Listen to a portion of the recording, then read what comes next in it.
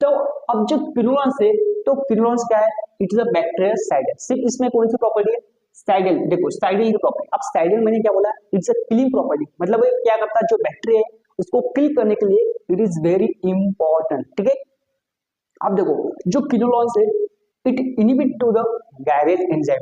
आप बोलेंगे अब ये गैरेज एंजाइम कहां से आया, ठीक है। तो ये जो गैरेज एंजाइम है, it is present in a gram negative bacteria. अब जो बैक्टीरिया है, यहाँ पे एक बैक्टीरिया भी दो प्रकार के रह सकते हैं, एक ग्राम पॉजिटिव बैक्टीरिया, एक ग्राम नेगेटिव बैक्टीरिया। तो जो गैरेज एंजाइम है, दैट आर प्रेजेंट इन अ, किसमें प्रेजेंट रहता है, ग्राम नेगेटिव बैक्टीरिया। इसमें ग्राम नेगेटिव बैक्टीरिया में मोस्टली गैरेज एंजाइम प्रेजेंट रहता है, ठीक है। तो ये एंजाइम में इसलिए इंपॉर्टेंट है for the survival of the gram negative bacteria, उसके लिए जो गैरेज एंजाइम है दैट आर वेरी इंपॉर्टेंट, ठीक है। सो जो क्विनोलोन्स अब ड्रग क्या करेंगे, अब क्या करेंगे, अब इस बैक्टीरिया को अगर ग्राम नेगेटिव बैक्टीरिया अगर अपने को किल करना है, तो ये क्या करेंगे, क्विनोलोन्स ड्रग इस एंजाइम को इनहिबिट कर देंगे, इसको गैरेज एंजाइम। और जो गैरेज एंजाइम में मैंने क्या बोला, it is present in a gram negative bacteria, ध्यान रखो, ठीक है। तो अब देखो जो फर्स्ट क्विनोलोन, ठीक है, जो फर्स्ट क्विनोलोन है, जो सिंथेटिक ड्रग बनने से पहले जो अपने फर्स्ट क्विनोलोन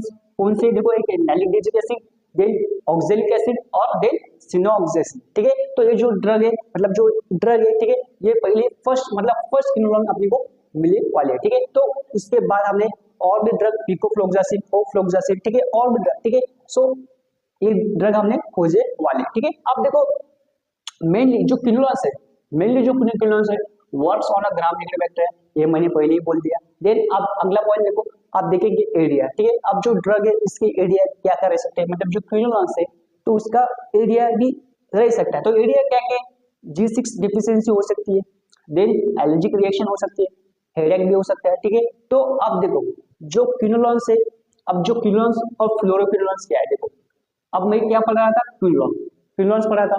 तो अगर हमने क्या किया और इन्वेस्टिगेशन करके हमने क्या बनाया, फ्लोरोक्विनोलोन्स।